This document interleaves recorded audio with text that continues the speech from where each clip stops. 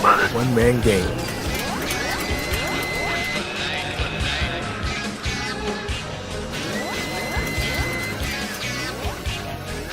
It's showtime, folks! Ladies and gentlemen, welcome back to another edition of Through the Waiver Wire. I wasn't able to make it last week for various reasons, but I'm back this week, so let's hop right into it. First up, we have Sharkandrick West. Jamal Charles is on IR, and Spencer Ware is currently in concussion protocol, which creates quite the situation for Sharkandrick West because the Chiefs have the Jacksonville Jaguars coming up. They are ranked 14th against the run, and they just gave up a monster day to DeMarco Murray. And if Spencer Ware doesn't make it out of concussion protocol and isn't able to play this week, Sharkandrick West becomes the top pick of the week, in my opinion. He had 14 carries for 52 yards last week, and he stepped in for Kansas City as the lead back before when Jamal Charles got hurt years ago. So I feel very comfortable in starting him in my lineup this week. I am actually in a tough running back spot, and I'm looking to pick him up this week. And if I do get him, I'm going to start him. Next up, we have Rob Kelly. R. Kelly, he's young, but he's ready. But anyways, he had 21 carries for 87 yards and a touchdown.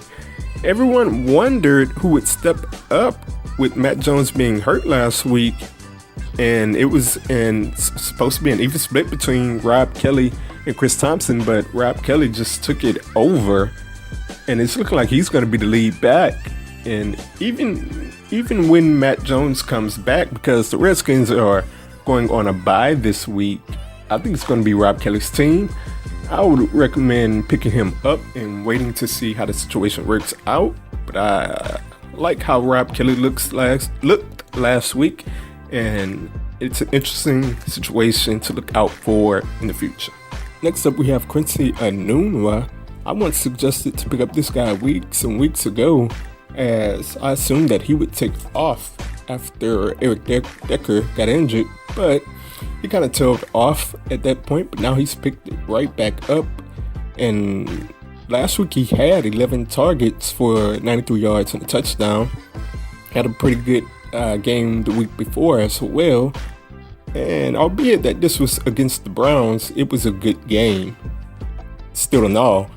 So it looks like he stepped up into that Eric Decker role, and he has a fantastic matchup coming up against the Dolphins. If you're in dire need of a receiver, I recommend starting him. I don't expect too much out of him, but looks like he can put up a good game against the Dolphins. Next up is Eric Ebron, who came off of injury and had 10 targets for 79 yards, and that was impressive because the Lions have a ton of targets on offense, and also it was impressive because the Texans ranked second against opposing tight ends.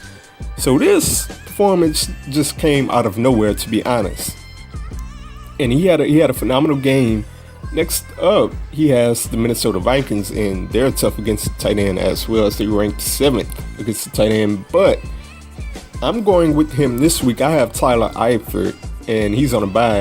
I'm going to pick up Eric Ebron because given the amount of targets that he gets, he can do work against the Vikings, and we just seen that Zach Miller just had a good game against the Vikings. So I'm looking for Eric Ebron to at least get 60 yards here, and he's a red zone threat, so he has a chance to get a touchdown as well.